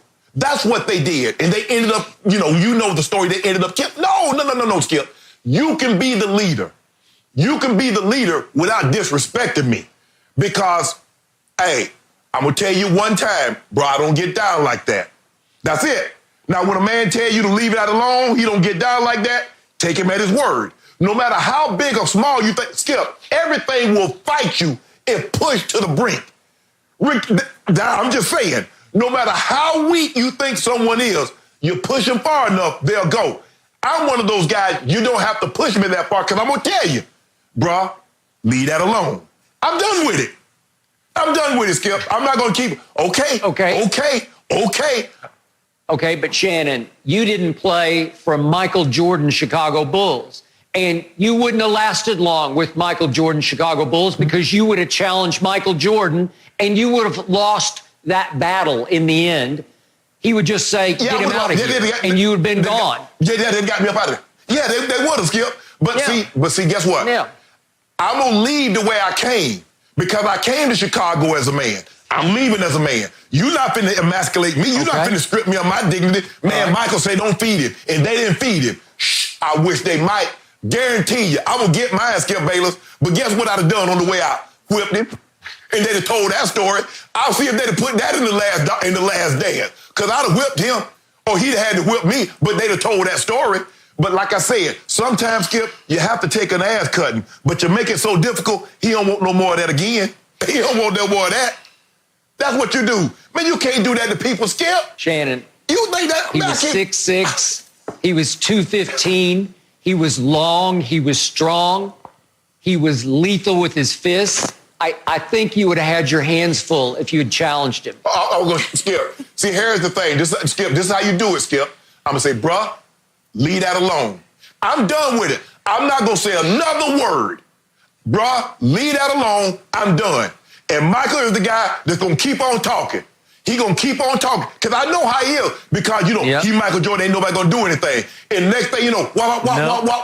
Now he looking like he looking like Martin when he got done with Tommy Hearns. Yep. I'm done with it. I ain't going to keep on talking, going back and forth, going round and round in circle like we in the third grade.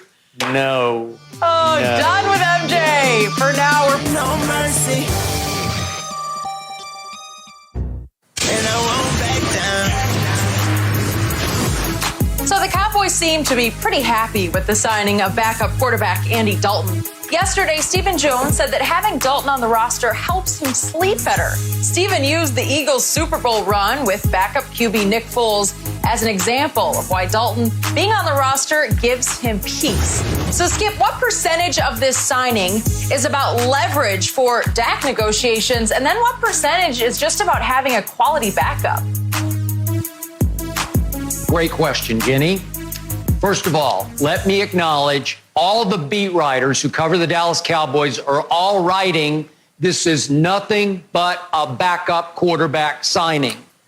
And my friend Michael Irvin said yesterday, don't even start with trying to push Andy Dalton as anything more than a backup quarterback. Well, forgive me, Michael Irvin, but I'm about to start because I'd already started before you spoke up. I believe this signing was 80% about leverage, 80%. Maybe 20% is the fallback of the backup position. But Jerry Jones was in desperate need of a catalyst in his stalemated, dead-ended negotiation with Dak Prescott. He needed a checkmate move. He needed a 1A threat to Dak to bring Dak back to the negotiating table. And people aren't seeing this the way I am.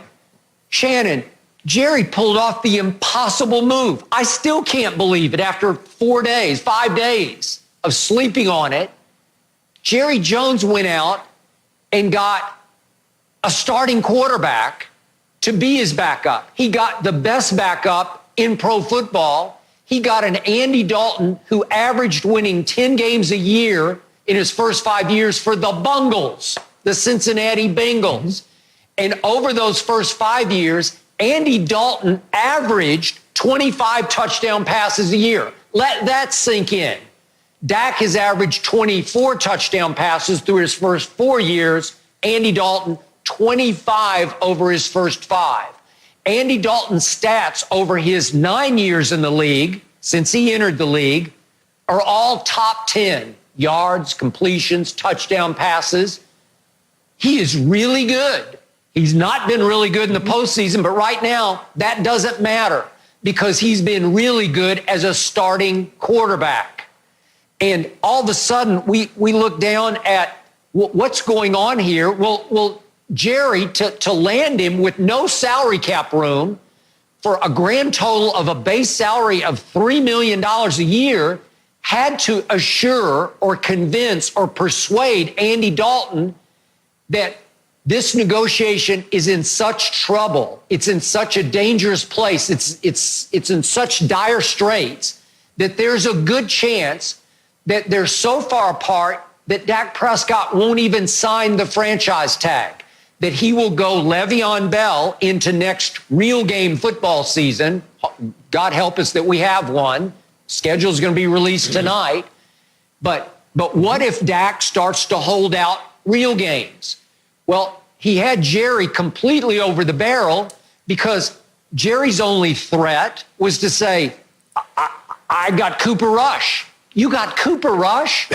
He had thrown 3 NFL passes. He had completed 1 NFL pass for a grand total of 2 yards. That's Cooper Rush. And Shannon, it's the equivalent of, if you know Texas Hold'em, card game. The draw. It would be like Jerry's draw was the 2-7. That'd be the worst draw you could have in Texas Hold'em. 2-7. That's Cooper Rush. He's a 2-7.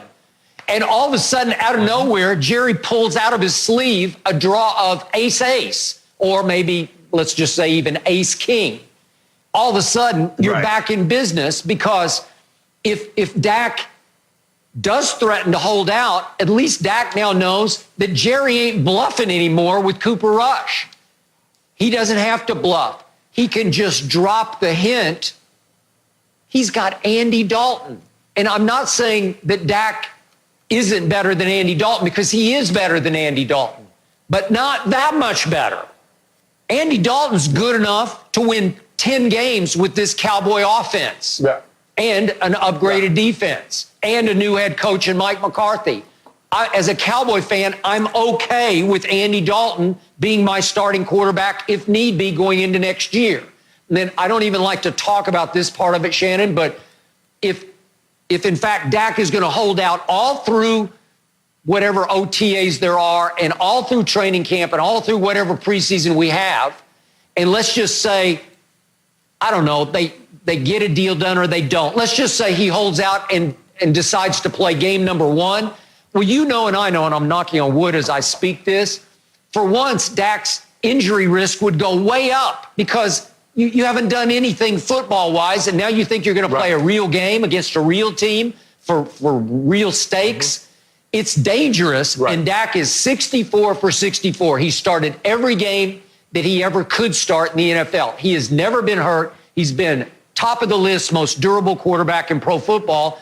But now Jerry and Stephen have to wonder and worry, well, what if he's at more of a risk this year? At least we got Andy Dalton. But in the end, leverage-wise, Jerry had to sign Andy Dalton, or sweet-talk him into signing for $3 million, because now the threat of Andy Dalton, even the prospect of Andy Dalton being the starting quarterback for the Dallas Cowboys, is going to make Dak a little more susceptible, if not a lot more susceptible, to compromise. I think it's going to bring Dak and his new agent back to the table, and maybe they can find a little more common ground, because Andy Dalton is now waiting in the wings and Cooper Rush is now a backup for the New York Giants. Skip, I believe, you mentioned Texas Hold'em, I believe even if Jerry had a small, let's just say he had a pair of 8s, and Dak was sitting on Big Slick, which is ace king, Dak is still slightly favored. So that's why I think, Skip, this was 60-40 about the situation that Dak is still has a slight chance of winning this hand. But this was why he did it, Skip. You can take back up all you want to. Jerry Jones, at least Jerry Jones has some leverage. It's not like, Skip, if nobody hits their card, if I got a pair and you got ace king, Skip, I still win because you didn't pair anything else up. At least I got a pair. So Jerry has some leverage, but I still believe Dak has a winning hand, because at the end of the day, Skip, the question is, yeah, you got a quality backup, but do you believe Andy Dalton can take you and win your ultimate goal? What's your ultimate goal, Skip? Is to get to and be playing. Where's the Super Bowl this year, Skip? Tampa? That's where you're trying to get to. At the end of the day, do you believe Andy Dalton can do that for you? Well, you believe Dak can do that. Dak is your guy. You've been riding with Dak. Now, you're a little out on Dak because Dak don't want to accept that little chicken feed Jerry throwing around. Yeah, Dak says no. That little chicken feed. So, Skip, look, we can the columnists and the reporters, they can report all they want to. But if you think for 1 second, Jerry Jones was not trying to gain leverage over Dak Prescott in this contract negotiation, because, Skip, it's harder to negotiate if somebody has an out. Well, if Tony Romo got what he got, Skip, because guess what? There was another network willing to pay him money. If they were not going to bid against themselves, somebody was willing to give Tony Romo a boatload of money. They knew that. So Jerry's like, man, Dak still has the upper hand. I ain't got nobody but Cooper Rush. Man, how am I going to sell that to the team? How am I going to sell that to the fans? I'm not going to give Dak his money because I believe Cooper Rush can do it. At least now, they're like, Andy Dalton did win 50 games in his first 5 years. He did he might have not won a playoff game, but Dak has only won one. His numbers overall in his first years are better than Dak's. So you can sell that to the team. You can sell that to your fan base. Yep. You can't sell Cooper Rush to nobody but his parents and his family and friends, to his family and friends. That's it. So he did do this to try to gain some leverage over Dak. Thank you. So, for the record, I don't believe anybody can beat Tom Brady's Buccaneers in an NFC championship game in Tampa to get to the Super Bowl in Tampa. And as we speak, I believe Brady's Bucs will be playing a home NFC championship game to get to a home Super Bowl. That's my early prediction. And I don't think Dak Prescott could beat Tom Brady at Tampa in a championship game. That's just me right now. But whoa. Are you saying that if Tampa Bay and the Dallas Cowboys met in the NFC Championship game, you taking the Buccaneers over your Cowboys? I am. Skip, you waited 25 years for this moment. He's the GOAT. He's got Gronk and 2 Pro Bowl receivers and Bruce Arians and Tom Moore and Todd Bowles coaching the defense. It's just too much. Goodness. It's meant to be. It's Tampa Tom. You can't overcome that. That's too much. That's like karma has all come to rest against Bill Belichick in Tampa. I'm sorry. It's too much to overcome this year. Skip, I love my homeboy, but I can't take him over the Ravens if they meet in the AFC Championship game as much as I think the Kansas. You mean to tell me the team that you've been rooting for since 1960, who hadn't been to the NFC Championship game in 25 years, Skip, you gonna go with Tampa Bay? Oh, my God. Yep. I just want y'all to see Dallas. Y'all see that? I want y'all to, hey, Cowboy fans, I want y'all to see. Y'all heard what he said. Yeah, he did. He said that. And remember, he, meaning me, also picked my Dallas Cowboys to get to the Super Bowl last year, and I completely, utterly jinxed them. I blew them up to 8-8, and I lost 5 cases of Diet Dew because I jinxed my Cowboys. So this year, no way. Now, back to Dak Prescott. I love Dak Prescott. Nobody has defended Dak Prescott harder than I have. About half of Cowboy Nation, maybe even 2/3, does not love Dak Prescott. I think maybe 2/3 of Cowboy Nation doesn't even buy into Dak Prescott long term.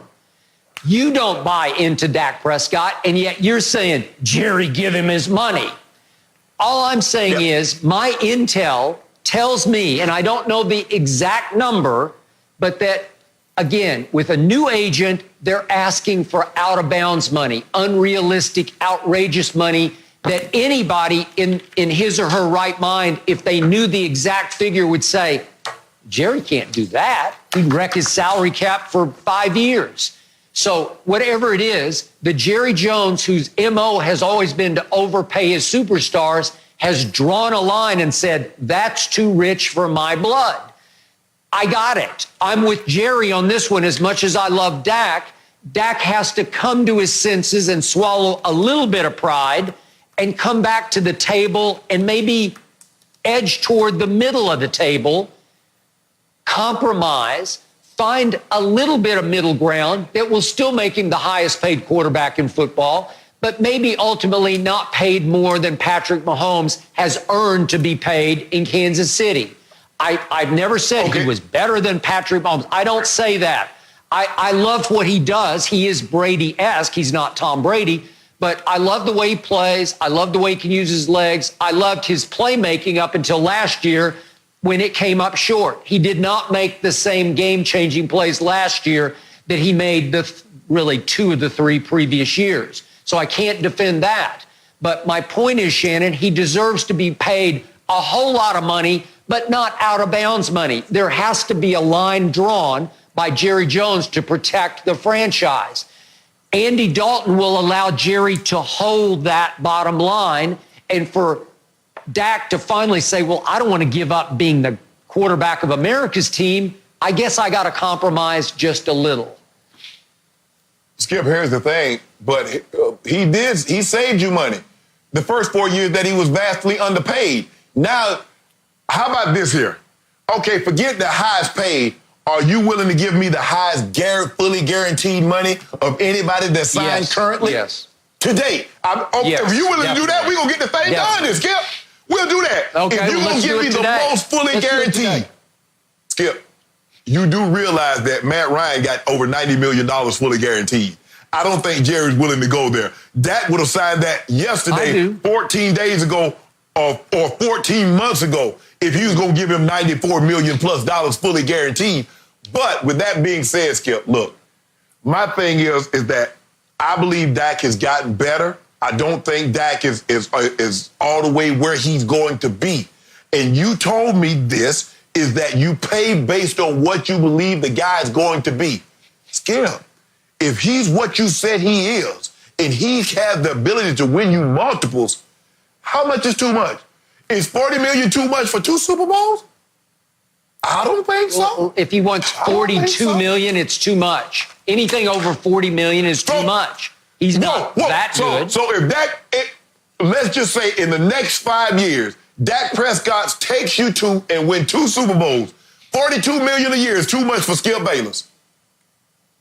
Yeah, because remember, you got a top 5 offensive line. You got Amari Cooper and CeeDee Lamb and Michael Gallup. And wait a second, Ezekiel Elliott, I'd say he's got plenty of firepower help that will take a pretty good or very good quarterback to Super Bowl status. So you have to appreciate what's been put around you.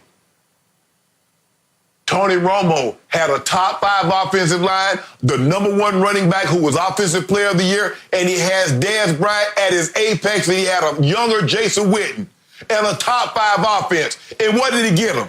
So you mean and you made Tony Romo the highest paid player in the NFL. You mean to tell me if Dak Prescott gave you 2 Super Bowls over the next 5 years, $42 million is too much, considering that you don't even know what the Lombardi looked like, but through pictures.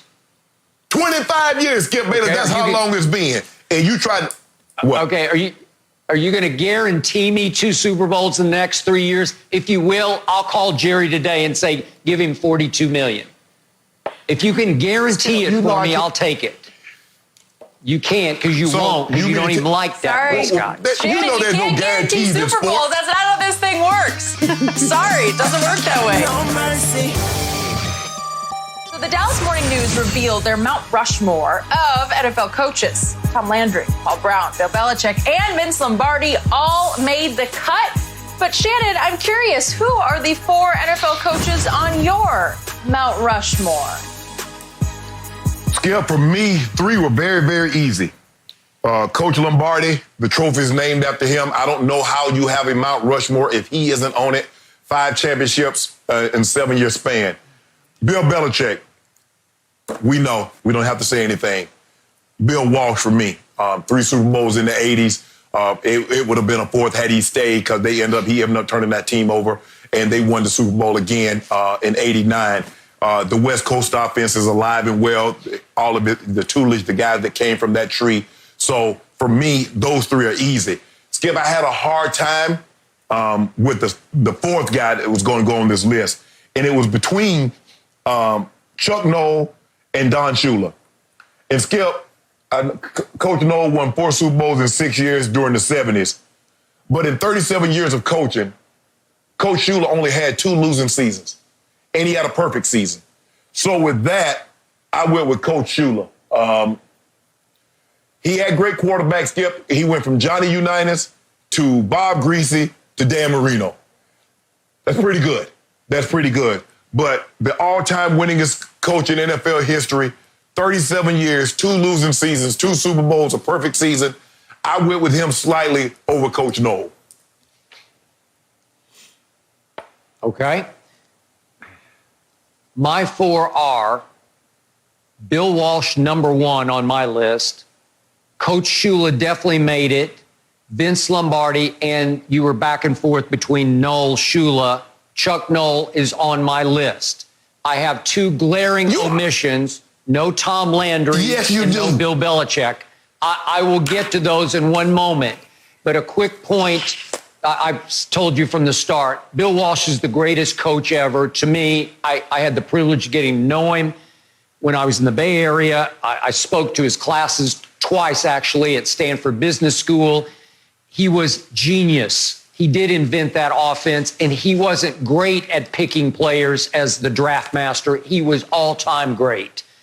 Coach Shula, remember, won championships with two different quarterbacks. He actually won with Earl Morrall first in Baltimore, an NFL championship, and then with Bob Greasy, 2 Super Bowls. But he got to another Super Bowl with David Woodley, and then another Super Bowl, obviously, with Dan Marino, and pulled off maybe the greatest regular season upset in NFL history when his team beat the Bears. Remember in that Monday night game, the 85 Bears lost one game, went 15-1. Yeah.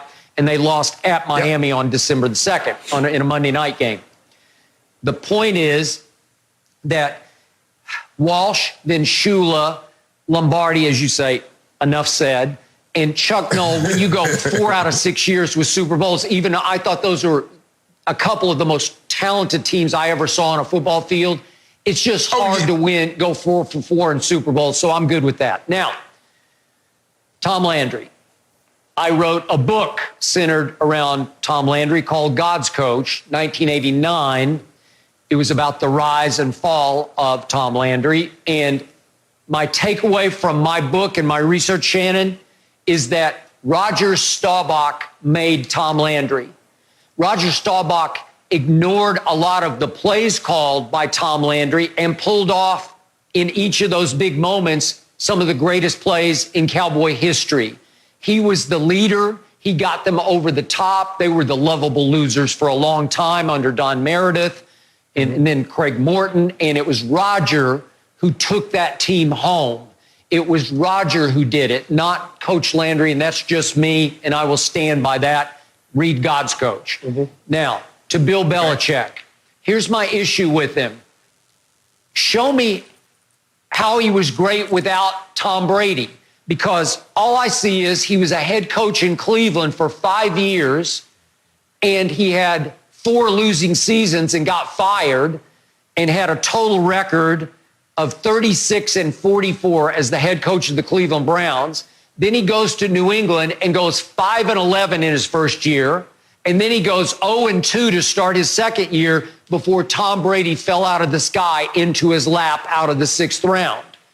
Pre-Tom Brady starting, Bill Belichick was 41-57 as a head coach. That's 16 games under 500, and assistants will tell you on that staff that year, they thought they were going to get fired as a group because it looked like they were headed for another 5-11 type season with Drew Bledsoe at quarterback. What proof do I have that Belichick is greater than Tom Brady? I've told you from the start, it's 75% Brady, 25% Belichick. I will give you the first Super Bowl. That was a great defensive game plan.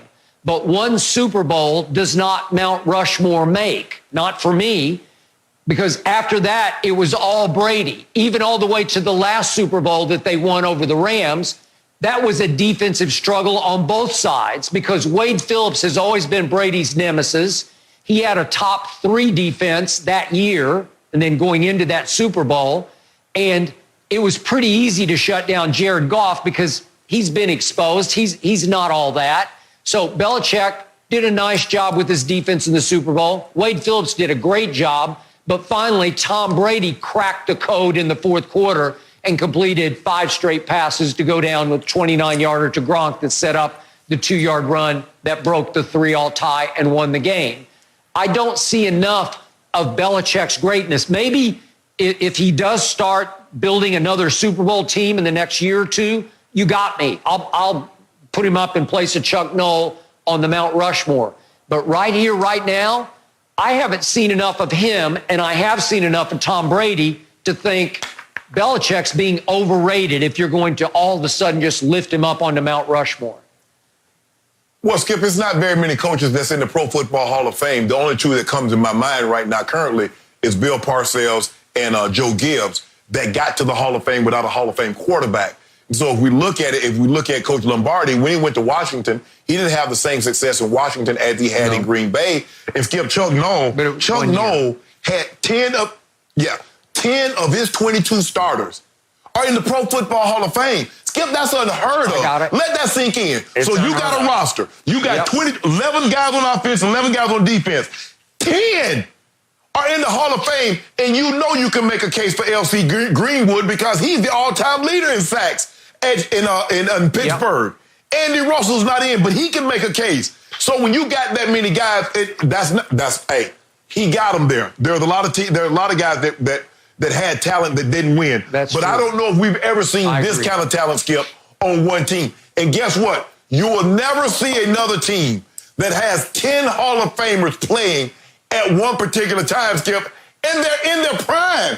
Skip, we've seen guys come in at the tail end. He ends up being a Hall of Famer, but he's not the guy. Skip, he had these guys in their prime.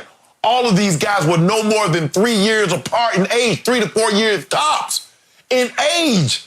That's unheard of. Okay. So you got me. And I struggle with Paul Brown because I always hear he's one of the greatest coaches. The Dallas Morning News put him on its Mount Rushmore. And yet I don't know enough. It's ahead of, it's before my time. I looked at the record last night. He won a bunch of championships in the pre-NFL league. I can't remember what the name of it was. Then he won a couple of NFL championships. I always read that the players despised him because he was such a tyrant and dictator and pushed them so hard. But he did a lot of great things, and he built a legacy, obviously, that endured for a long time. But I don't know him well enough to say he's a Mount Rushmore coach. I don't either, Skip. I know with Otto Graham, he won they went to 10 straight championships. They won a bunch of them. I think they won 6 or 7, and then he won, I think, again with Jim Brown. But Skip, for me, when you look at Coach Belichick, the 6 titles, and then he won 2 as a defensive coordinator. Skip, he's arguably the greatest defensive mind in the history of the game. Now, obviously, you look at Rod Rust. I think he was the D coordinator of the Pittsburgh Steelers. Obviously, we look at Buddy Ryan and what he was able to do with the 85 Bears. But Skip, it's just hard for me with a guy that has 6 titles and 9 Super Bowl appearances and has 2 as a defensive coordinator. And he lost another one. I don't think it was the D coordinator, Skip, in 96. I think Al Groh was the D coordinator. I think he came back and Coach Belichick was the defensive back coach. If I'm not mistaken, I could be wrong. Maybe DB or linebacker coach. But his resume, but I think for me, Skip, Lombardi and Bill Walsh, we can debate everybody else, but I think those two have to be up. They have to be on the mountain. I am with you on that. And yet, Shannon, if your man Bill Belichick wins the division this year with Jared Stidham, and then let's say wins the Super Bowl next year with Jared Stidham, I'm done. It's over. He's Mount Rushmore. Skip, if he wins a Super Bowl with Jared Stidham, nobody else can go on the mountain. The whole mountain got to be carved with Coach Belichick's face. If he wins a Super Bowl with Jared Stidham, everybody else come up. We're going to sandblast the other 3, and it's just going to be a big old thing. It's going to be like Stone Mountain with Stonewall Jackson on the side of that horse in Stone Mountain. That's going to be Coach Belichick's face on Mount Rushmore. No mercy. Welcome back to Undisputed. The Chiefs can already look ahead to defending their Super Bowl win because, guys, the NFL schedule is being released tonight. So, Shannon, how excited are you for the NFL schedule to be released? I'm very excited. Skip, we have a general idea of who they're going to play. We just don't know when. And so now we'll see how soon these matchups take place. And it's going to give us something to look forward to, Skip. I really hope that the NFL season is able to start and happen and give the people hope that we're starting to get to some normalcy. Mm-hmm. I don't know if we'll ever be normal again, but we'll get some normalcy when we start seeing sports played because sports are a huge part of what we do on a daily basis. Maybe the only good thing about this pandemic and quarantine, it has forced all of us to be more thankful for what we had. I am looking forward to this more than ever because it does give me some hope, something to look forward to. Baseball is talking about playing again soon. The NBA is opening back up and talking about playing again soon.